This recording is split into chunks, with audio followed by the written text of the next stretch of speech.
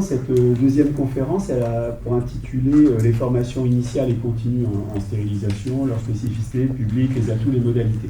Alors l'idée, c'est de se donner 1 heure pour clarifier un peu, si besoin il y a, les différents titres, diplômes, ce qu'il y a dedans, voilà, comment tout cela fonctionne. Alors je précise tout de suite un point peut-être qui peut paraître pour vous un détail, mais qui chez nous ne l'est pas, c'est le distinguo entre formation initiale et formation continue. En fait, donc nous, au niveau formation, ce qu'on entend pour vous, en fait, toutes les personnes que vous recevez, qu'elles soient d'un titre ou qu'elles soient d'un bac, en réalité, ce sont des personnes qui, pour vous, sont d'une formation initiale.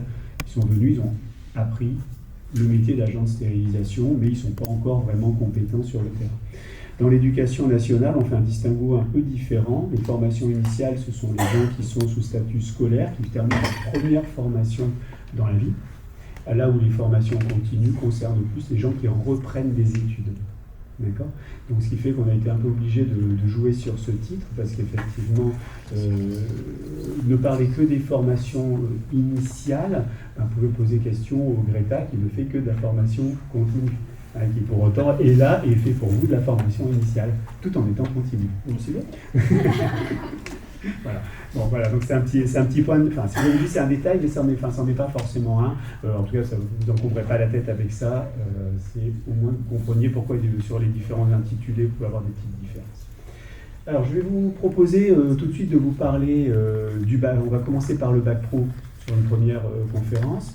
Et sur la deuxième partie de cette conférence, on parlera du titre d'agent de stérilisation.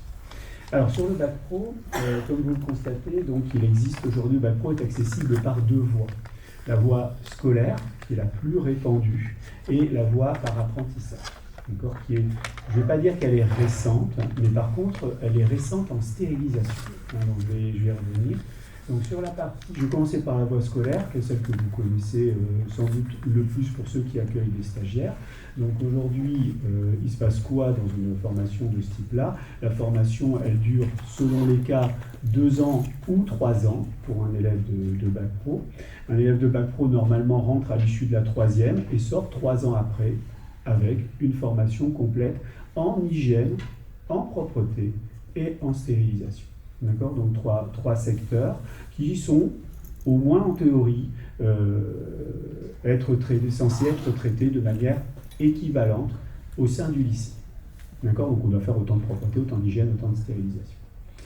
Elles peuvent rentrer, comme vous le constatez, des élèves qui viennent de CAP dits connexes, des élèves qui ont fait des CAP en lien sur des métiers d'agents de service hospitalier, des élèves qui ont travaillé dans la production culinaire, donc une bonne connaissance des problématiques d'hygiène. Ces élèves-là ont la possibilité de rentrer en première.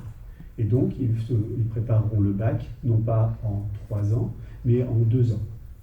Mais on peut le dire aussi encore autrement, en 4 ans, puisqu'ils ont fait 2 ans de CAP, où ils ont appris les règles d'hygiène, et très souvent à être de très bons professionnels. Ce sont des élèves qui viennent de CAP, nous on les aime bien, parce que sur le terrain, quand ils viennent chez vous, tout de suite ils sont opérationnels. Là où l'élève qui sort de 3e, il est encore un peu, qui fait ses premiers stages, ça tâtonne. On a encore un peu de mal à se repérer dans le monde des grands.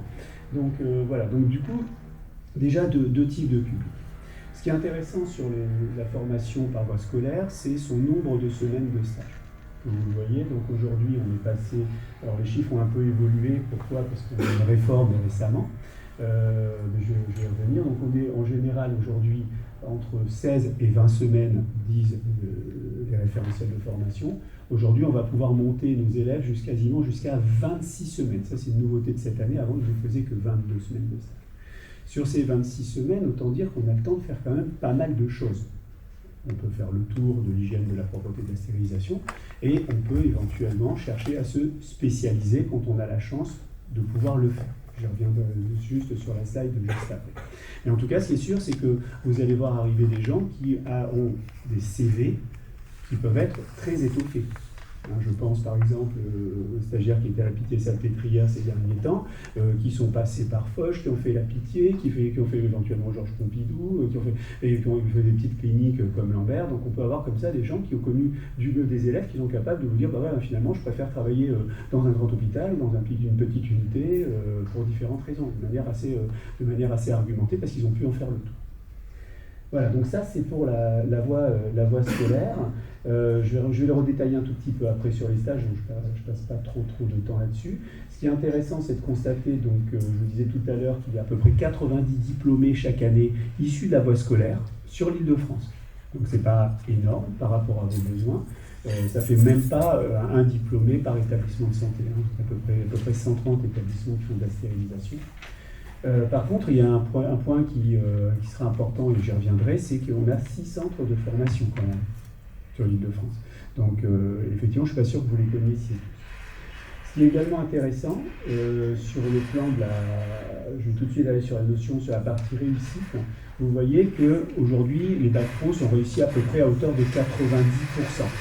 Alors on a eu des phases très hautes à la période du Covid, et puis là on est en train de redescendre un tout petit peu pour revenir à un certain réalisme. Donc effectivement, tout élève qui rentre en bac pro n'a pas forcément de bac pro. Il faut quand même avoir travaillé un moment. Hein, donc du coup, effectivement, on est plutôt à 90%, c'est plutôt un bon taux de réussite, mais c'est pas, ça peut être moins hein, selon les établissements et selon les années, les promotions. Ce qui est intéressant, et c'est une statistique qu'on a faite il y a quelques années maintenant, en fait il y a 3-4 ans, parce qu'il fallait absolument que la région, il y avait des choix stratégiques sur la région qui nous imposaient qui décidaient du maintien ou de l'augmentation d'effectifs des formations, voire de leur réduction. Donc on a fait une statistique dans l'urgence avec tous les établissements d'Île-de-France et on a constaté une chose qui était plutôt pas mal, c'est que 25% aujourd'hui des élèves qui sont en bac pro intègrent la stérilisation. Alors vous allez me dire, c'est pas beaucoup 25 parce qu'il y a 75. Mais en réalité, quand on voit les élèves qui rentrent en bac pro, aujourd'hui il y a à peu près la moitié selon les établissements poursuivent des études. Donc en réalité, on parle de 50%, et sur ces 50%, la moitié travaille en stérilisation. C'est le premier débouché professionnel. Alors après, il y a des disparités selon les secteurs. Typiquement, il y a des très hauts taux de poursuite d'études ou de tentatives de poursuite d'études dans des secteurs où le maillage territorial avec les lieux de stage et les recrutements sont assez faibles. Alors, évidemment, un élève qui ne peut pas poursuivre, qui ne peut pas rentrer dans le monde du travail va chercher à poursuivre des études, c'est logique. Là où chez nous, par exemple, nos élèves, finalement, il y a peut-être, nous on est plutôt proche de 75% des élèves de bac pro qui rentrent dans le monde professionnel, quitte à reprendre des études plus tard. Mais par contre, on a 25% qui sont vraiment, qui vont poursuivre des études, mais on essaie de faire poursuivre des études à des élèves qui ont une chance de les réussir, parce que les poursuivre pour ne pas les rattraper, ça n'a pas forcément un grand intérêt. En fait, l'idée aussi, c'est d'avoir un travail qui soit fait sur l'orientation pour que les élèves réussissent. Moi, il y a une chose qui m'agace toujours, c'est de se dire on va aller atteindre son seuil d'incompétence. Vous voyez, c'est aller poursuivre des études jusqu'à rater un diplôme. C'est un peu dommage d'avoir passé 2 ans jusqu'à rater un diplôme. Il vaut mieux réussir un diplôme et à un moment aller travailler, surtout si on sent qu'on est un peu juste. Et à partir de là, quand on est plus mature, plus prêt à poursuivre, à ce moment-là, reprendre les études. Alors il faut un peu tordre les idées sur le fait que ce soit difficile de reprendre des études quand on est un adulte. On a ici les formations dont on parlera juste après. Ce sont que des gens qui reprennent des études, voire qui n'en ont pas fait beaucoup, ils y arrivent aussi. Donc ça marche. Voilà, donc ça c'était une chose. Ce qui est intéressant aussi, c'est de revenir sur la partie, j'en ai parlé un peu tout à l'heure, c'est la stabilité des lauréats sur leur poste. C'est-à-dire qu'à un moment, on pouvait craindre effectivement qu'un jeune recruté se dise voilà, maintenant que je suis là, je vais essayer d'aller faire autre chose. Maintenant, ils aiment bien la stérilisation et ils ont envie d'y rester. C'est pour ça qu'on parlait de poursuite d'études en préparateur en pharmacie, mais pour revenir en stérilisation, il y a un vrai... À un moment, certains me disent c'est un métier passion. Je ne sais pas si c'est un métier passion, ça je ne peux pas vraiment y répondre, mais quand même, ce n'est pas un métier anodin. Du tout. C'est les gens qui intègrent la stérilisation, ils ne l'intègrent pas pour rien, et en général, ils y restent parce qu'ils aiment ça. Parce que, je vous dis, le côté process, le côté équipe, il y a plein de raisons, mais effectivement, ce n'est pas un métier... pas même nous, d'ailleurs on le fait avec le même plaisir, le même entrain, parce que il y a toujours des trucs à apprendre, c'est toujours intéressant. Donc il y a quand même cette dimension un peu passion qui est présente derrière tout ça. Sur la partie apprentissage, alors on aura cet après-midi, je ne vais pas trop faire long parce que cet après-midi il y a une conférence vraiment dédiée à l'apprentissage. La différence, c'est que là, l'apprentissage, ça oblige à faire un choix. Enfin, un choix. subi ou pas, c'est de trouver un employeur. Donc déjà, le premier choix, c'est de dire, je vais aller chercher un employeur. Pas facile. Après, il faut trouver l'employeur, trouver donc un établissement qui soit capable de vous accueillir en tant qu'apprenti, et si possible, dans le secteur hygiène, propreté ou stérilisation qui vous plaît. Aujourd'hui, 90% des élèves qui veulent entrer en apprentissage veulent entrer en stérilisation. Et là, on se bagarre pour trouver des lieux d'apprentissage, parce qu'effectivement, ce n'est pas si simple. Tous les établissements ne peuvent pas le faire, tous les établissements ne le souhaitent pas non plus. Il faut avoir des équipes qui soient déjà un peu structurées, il faut avoir une petite habitude de la formation. Ce n'est pas quelque chose de simple. Et pourtant, ça marche très très bien l'apprentissage, parce que ça veut dire que l'élève, il va être présent quasiment plus de la moitié d'une année civile dans votre établissement. Il est même plus présent chez vous qu'au sein d'établissements de formation. Donc ça, on en reparlera tout à l'heure, on vous montrera des calendriers. Donc la seule contrainte, c'est juste de faire un stage dans un autre secteur. Donc quelqu'un qui ferait tout son apprentissage en stérilisation, on lui dirait, il faut que tu fasses quelques semaines en hygiène ou en propreté. Alors quand on est dans un établissement de santé, c'est pas trop difficile d'aller faire quelques semaines en hygiène. Il suffit de basculer sur un poste bloc, aller faire voir un petit peu qui gère l'entretien des blocs ou des chambres et passer son stage avec. Donc là, et ça suffit pour compléter. Le reste, ça sera complété au lycée. Voilà, et donc aujourd'hui, les apprentis, donc on a à peu près 30 diplômés par an. Alors ces 30 diplômés, je vous en parle également tout à l'heure, ce ne sont pas forcément des gens qui sont tous en stérilisation. Pourquoi? Parce que historiquement, en Ile-de-France, on a 2 gros CFA de la propreté. Et dans les CFA de la propreté, par nature, on ne va pas faire de la stérilisation. Mais en même temps, il ne faut pas voir ça de manière exclusive. Je connais des responsables de service qui ont fait un CFA de la propreté et qui ont un bac pro HPS ou son prédécesseur et qui sont en stérilisation et qui adorent ça et qui ont été très bien formés, il n'y a pas de difficulté. Mais par contre, la majorité des gens qui intègrent ces 2 CFA de la propreté vont plutôt aller dans le secteur de la propreté, ce qui est logique. Mais il y en a toujours quelques-uns qui viennent en stérilisation. Nous, à contrario, sur Colomb, c'est plutôt le contraire. Comme on fait beaucoup de stérilisation, tous nos apprentis vont en stérilisation et on en a aussi quelques-uns qui vont en propreté ou en hygiène. Voilà. Par contre, alors là où on n'a pas trop de données, c'est sur effectivement l'évolution des apprentis sur leur premier poste. Alors pour la simple et bonne raison, c'est que dans la propreté, c'est pas l'objet. Sur les autres, les CFA de la propreté, les gens qui vont en stérilisation ne sont pas très nombreux, donc faire des statistiques sur un échantillon fait, ça n'a pas grand sens.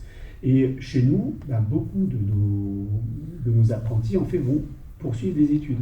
Pourquoi? Parce que c'est très très exigeant l'apprentissage. Ça veut dire être hyper autonome. Bon, déjà, il faut trouver un employeur, c'est pas une mince affaire. Et puis après, il faut être capable de débarquer au lycée, de se passer des évaluations qui sont 3 fois plus grosses que les autres, parce que vous êtes là la moitié du temps. Donc forcément, les évaluations sont plus grosses, il y a beaucoup plus à apprendre, il y a beaucoup plus d'autonomie de travail.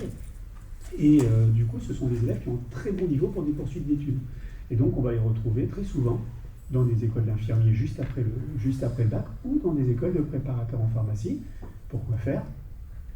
Pour revenir en stérilisation. Vous voyez, donc du coup, ça crée une espèce de filière un peu sélective, un peu filière d'élite. Mais par contre, alors, c'est pas forcément eux que vous arriverez à intégrer dans vos services après, mais pas tout de suite, mais un peu après. Et ils reviennent, et après ils retrouvent par contre chez eux la même fidélité par rapport au lieu de stage, c'est-à-dire que là où ils sont passés, là où ça s'est bien passé, ils y reviennent, on le voit, je vois plein de personnes dans la salle, vous avez tous à un moment, je pense, été amenés à recruter finalement votre stagiaire, et vous n'avez pas forcément besoin d'aller le chercher, il est revenu tout seul en disant ouais c'était bien chez vous, je peux revenir. C'est un peu ça. Donc voilà, donc ça c'est pour la partie bac pro sur les devoirs. Alors je vais vous parler rapidement d'un autre point qui peut aussi éclairer des problématiques locales. Alors, donc du coup, si je reprends, vous retrouvez nos 3 années, et sur la partie basse, vous voyez l'aspect réglementaire. Moi, ce qu'on me donne comme cadre, c'est ça. 4 à 6 semaines de stage en seconde, 6 à 8 semaines en première, 6 semaines en terminale. Ça, c'est la base. Petite nouveauté, je vous en parle tout de suite, je l'avais évoqué tout à l'heure, ça c'est tout nouveau, obligation à partir de l'année prochaine de terminer tous les examens, ou quasi tous, avant le mois de mai. Pourquoi? Parce qu'à partir du mois de mai, les élèves, on leur dira, là tu as 2 solutions, maintenant soit à l'issue de ton bac, tu veux faire une poursuite d'études, soit tu veux entrer dans la vie active. Si tu prends l'option vie active, tu pars 6 semaines en stage de préparation à l'insertion professionnelle. Alors ça, c'est pas mal. Nous, ça rejoint ce qu'on faisait sur le dernier stage de terminale. C'était, je l'ai toujours dit, enfin, pour ceux qui travaillent avec nous, c'est un tremplin à l'emploi. C'est là où il faut essayer d'accueillir les élèves, c'est là où il faut voir si vraiment ils s'adaptent à votre service, et à ce moment-là, derrière, si ça match, eh ben, on recrute directement. Voilà, la différence, c'est que ça sera vraiment très clair. C'est-à-dire qu'il y a ceux qui vraiment vont rentrer dans la vie active, qui prendront cette voie-là, et ceux qui auront fait une demande de poursuite d'études avec de réelles réussites, et eux resteront au lycée pour un stage de préparation à la poursuite d'études. Donc là, on renforcera les matières générales, tout ce qu'ils ont besoin pour pouvoir poursuivre. Donc ça, c'est vraiment un nouveau dispositif. Je pense que c'est intéressant. Si je reviens au début, là, donc ça c'était la frise générale, je vais revenir maintenant sur la question de l'âge.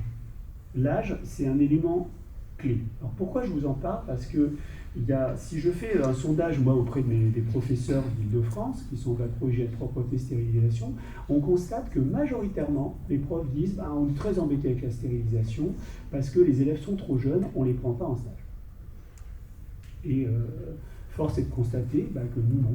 Tous nos élèves, moi à 15 ans, j'ai des élèves qui sont en sté, j'ai des élèves qui peuvent s'approcher des blocs opératoires, et on n'a pas les mêmes réponses d'un établissement à l'autre en fonction de l'établissement demandeur. Donc, ce qui vient poser une autre question, qui est peut-être aussi la question de la confiance.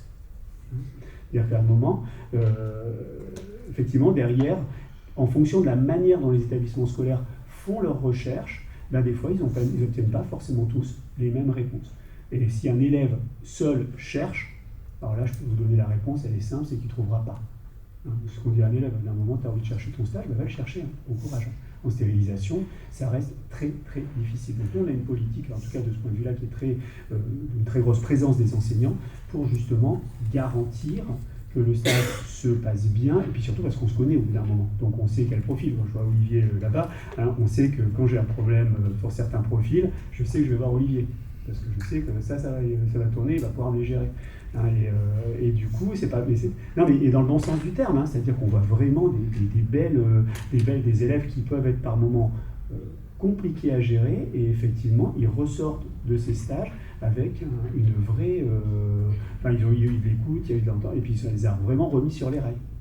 Donc, merci d'ailleurs. Voilà, donc l'âge, donc en tout cas une question qu'il faut regarder au sein de vos établissements, parce que des fois, il y a aussi, moi j'ai aussi beaucoup constaté des réponses de principe. À nous, on ne prend pas avant 16 ans. Mais pourquoi? Je sais pas, je crois que c'est les assurances, je crois que c'est ci, je crois que c'est ça. En réalité, c'est pas vrai. En tout cas, moi, de ce que j'ai constaté, c'est pas toujours vrai. Il y a quelques établissements où ils n'y arrivent vraiment pas, et puis il y en a d'autres pour lesquels, effectivement, on fait des amalgames parfois avec les services de soins. Il y a plein de raisons qui font qu'à un moment, l'âge est parfois pas toujours une vraie raison. Après, c'est pas toujours facile d'intégrer un gamin de 15 ans, et c'est aussi notre boulot à ce moment-là de ne pas envoyer un gamin de 15 ans complètement déstructuré dans un service très structuré. Donc c'est aussi notre rôle, ça, à un moment. Donc c'est sûr que si on continue, si on croit pouvoir envoyer n'importe qui, n'importe quand, en espérant que ça se passe bien, moi je veux bien croire au miracle, mais il y a des moments où c'est très bien, ça peut être chronique d'un échec annoncé. Donc voilà, donc il y a un vrai travail, en tout cas, de réflexion sur qui on accueille à nouveau de partenariat entre les établissements entre les établissements de santé et les établissements scolaires. Donc, nous, sur le plan réglementaire, 3 semaines, ce qui est intéressant, si je vais un petit peu plus loin, c'est que, vous voyez, notre obligation réglementaire, c'est 3 semaines obligatoires dans chacun des 3 secteurs. En gros, sur les 20 à 26 semaines de stage dont on parlait tout à l'heure, quand un élève il a fait 3 semaines en hygiène, 3 semaines en propreté, 3 semaines en stérilisation, on a répondu à la réglementation. Donc que fait-il du reste? Là, il y a 2 options. Soit on part du principe que il refait le tour, en se disant il faut qu'il ait vu autant chacun, ou alors on fait le choix de dire voilà, qu'est-ce que tu as envie de faire maintenant que tu as vu les 3 secteurs? Et on peut se spécialiser. Je peux juste appuyer sur le slide. Voilà. Et donc, nous, le choix qu'on fait, alors là, c'est vraiment Colombe, puisque chaque établissement, tous les établissements de France ne font pas la même chose. Nous, notre choix, c'est de dire, voilà, puisqu'on doit se débarrasser de la contrainte réglementaire, on commence par ça. 3 semaines, 2 fois 3 semaines en seconde, un stage en début de première, on fait le tour des 3 secteurs, après on discute. Et une fois qu'on a discuté, Il faut juste cliquer. On envisage des stages de spécialisation.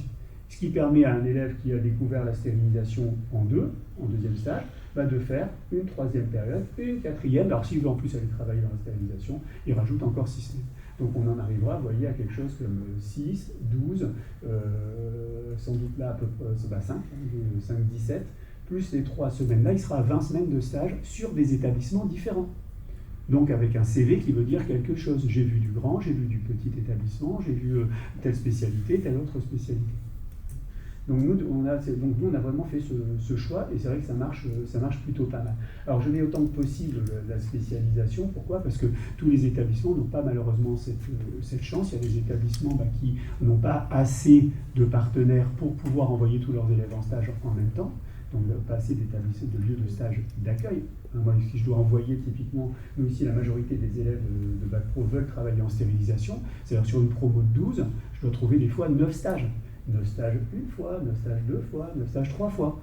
Et donc, vous voyez, donc c'est tout un... Et ça veut dire que j'ai systématiquement 9 partenaires qui me donnent un go pour pouvoir accueillir des élèves. D'où, à nouveau, l'importance du partenariat. Donc, si on revient sur le troisième point, donc un investissement utile pour les établissements de santé, oui, parce que derrière, on l'a dit, je ne vais pas le répéter, en fait, c'est des stages qui préparent à l'emploi. Donc aujourd'hui, si 75% de mes élèves vont travailler, tout élève que vous accueillez, vous avez quand même une chance sur 4, globalement, qui viennent travailler en stérilisation, chez vous ou ailleurs. Mais qu'ils soient venus chez vous. S'ils sont venus chez vous, généralement, ils reviennent, je vous l'ai dit, mais même s'ils ont été formés ailleurs, ça ne veut pas dire qu'ils ne sont pas bons. La problématique d'âge, j'en ai parlé. Une science inexacte. Alors ça, je reprends cette expression parce que, en fait, cette expression, elle m'a été donnée par une DRH un jour. Je m'excusais du comportement d'un élève en stage. Et, parce que c'est vrai, oui, il y a des moments, ça ne marche pas. On a le cas, on a un peu évoqué ça de temps en temps. Des fois, ça ne marche pas. On a beau faire ce qu'on veut. C'est vrai que c'est une science inexacte. En fait, c'est de la ressource humaine. C'est-à-dire qu'à un moment, il y a un élève qui arrive, il y a une équipe qui l'accueille, et puis des fois ça matche, des fois ça ne matche pas. On a eu le cas tout dernièrement là, avec une adulte. Premier stage, catastrophique. Deuxième stage, ça marche merveilleusement. Alors c'est la même personne, elle est toujours aussi compliquée, la stagiaire. Mais par contre, 2 équipes différentes, 2 réactions vraiment différentes. Elle aurait fait ces 2 stages au même endroit, elle pouvait ne pas avoir même la fin de sa formation. Oui. Donc il y a un vrai travail après du coup d'adéquation, de temps en temps se dire voilà, un stage peut capoter parce que l'équipe ça marche pas bien. Et nous, c'est vrai qu'il y a une autre règle qu'on s'impose, c'est que si un stage ne fonctionne pas, on l'arrête. C'est pas difficile, il vaut mieux l'arrêter. Ça ne sert à rien de forcer un élève à aller 5 semaines en endroit où ça va mal se passer, vous forcez à l'accueillir. Et c'est ce que je dis tout le temps, c'est que si ça se passe mal, arrêtez le stage. Vous rendez service à tout le monde. Vous rendez service à l'élève, si c'est mal passé, que c'est de sa faute, au moins il le saura, on aura le temps de lui expliquer pourquoi. Vous nous rendrez service parce qu'on aura vu le problème. Vous rendrez service parce que vous n'épuiserez pas vos équipes. Il y a des moments, ça ne marche pas. Quand ça marche, c'est génial, mais quand ça ne marche pas, c'est pas la peine de forcer. Donc tout ça, ça veut dire quoi? Ça veut dire que dans tout ça, il y a une confiance à créer, il y a un intérêt pour tous, on le voit, puisque derrière, vous êtes tous là autour de cette problématique de recrutement. Et le but du jeu, c'est de réussir à créer ça. Mais ça ne se fait pas en 2 jours. C'est-à-dire qu'aujourd'hui, je rejoins un peu votre question tout à l'heure, c'est que nous, là, ici, on fait une conférence aujourd'hui de ce type-là, mais après quoi, 15 ans, 20 ans d'investissement? Vous voyez, c'est un peu ça aussi derrière. On n'est pas là, on n'est pas arrivé hier en se disant on va faire de la stérilisation. Ça fait très longtemps qu'on est dans le secteur. Mais par contre, derrière ça, on y gagne énormément. Voilà, et pour terminer, donc ça je vous le donne pour information, sachez que tous les élèves que vous accueillez en stage sont gratifiés par l'État maintenant. D'accord? Ils touchent 50 € par semaine en seconde, 75 € en première et 100 € en terminale par semaine. D'accord? Donc ça veut dire que l'élève de terminale là, qui va faire ses 12 semaines, on est à 1 200 € sur l'année pour venir vous voir et pour apprendre un métier, pas que venir vous voir. Voilà. Voilà. Mais donc, ce qui fait qu'on a un taux de, et ils sont rémunérés au jour fait. Donc, jour pas fait, ça veut dire qu'ils ne touchent pas. Donc, vous allez voir que le taux de présence des stagiaires, pour ceux qui avaient des problèmes avec ça, vous allez voir que c'est en train de se régler. Alors, par contre, là, ce que je crains, par contre, C'est que on n'est jamais. Là, on est sur des dispositifs. Est-ce que c'est un peu le Ségur, vous voyez, ça c'est notre Ségur à nous. Est-ce que ça va durer? Hein? Parce qu'on n'en sait rien en fait derrière tout ça. Le jour où on va le supprimer, ils vont faire quoi les élèves? Je suis plus gratifié, je vais plus en stage? Je ne sais pas. Alors c'est sûr que pour l'instant on peut se dire c'est bien, mais quid de l'avenir? Parce que ça coûte une fortune à l'État, ça. Ouais. Donc voilà ce que j'avais à vous dire sur le Bac Pro. Je termine juste par un petit point, parce que bon, tant qu'à faire, c'est quand même une clé de voûte aussi. Et ça, je fais juste un petit parallèle. C'est que chez nous, on a un credo, c'est pas de stage en ST sans préparation pratique. Ça veut dire quoi? Ça veut dire que, juste cliquer, ça veut dire que là, vous pourrez aller la visiter tout à l'heure, hein, même s'il y a des examens où je ne peux pas trop vous la montrer normalement. Donc on a recréé une stérilisation pédagogique complète. Alors c'est petit, hein, c'est mini au départ, c'est des petites machines, c'est ceci, ça, mais il n'empêche qu'on a donc un mode stérilisateur, un panier dont on est très fier, un petit laveur désinfecteur de cube à ultrasons, on tourne avec quand même 50 compositions de matériel, de vraies compositions hein, qui tournent là-dessus. On est équipé avec Optim, on a un osmoseur qu'on peut contrôler comme les autres, comme les grands. Enfin, on essaie de faire en petit tout ce qu'on fait en grand. Et l'idée, c'est effectivement de faire systématiquement passer les élèves dans ces salles-là. Et si je repense, et ça on a engagé cette démarche donc, il y a maintenant une bonne quinzaine d'années maintenant. Et c'est vrai que je repense toujours à ce que m'avait dit Dr Cohen à l'hôpital Ambroise Paré. Il m'a dit, mais un jour il vient me voir, il me dit, je vais vous voir, qu'est-ce qui s'est passé chez vous là? Avant vous avez des élèves qui étaient tout le temps paumés, et maintenant ils arrivent, on leur dit, tu vas là, ils vont là. Et effectivement, ce qui avait changé, c'est qu'on avait mis en place des salles et des locaux. Ça veut dire quoi? Ça veut dire que pour faire ça, il faut de l'investissement. Et ça, pour le coup, c'est très très dur pour nous aujourd'hui d'avoir de l'investissement. Donc on a besoin d'argent, bien évidemment, pour monter ces salles. Par contre, c'est un intérêt, c'est hyper bénéfique. Ça veut dire que vous n'avez plus, finalement, dans vos services, des gens qui arrivent et qui ne savent pas ni s'habiller, ni faire une friction hydroalcoolique. Alors, friction hydroalcoolique, on s'en sortait encore à peu près, hein. Mais comprendre les circulations dans les services, c'est quelque chose qu'on arrive à préparer vraiment à l'avance, et ce qui fait que la transposition est assez aisée sur le terrain. Voilà, donc après ça, voilà, donc ça c'est un peu notre spécificité. Tous les établissements d'Île-de-France ne sont pas, voire pas du tout, encore capables de faire ça. D'accord? Donc nous, on a pu en profiter, donc on s'appuie dessus, mais voilà, donc ça, s'il y a des choses sur lesquelles vous pouvez aider à l'occasion, faites-le, parce que c'est vraiment, ça sera toujours le bienvenu. Voilà pour le Bac Pro.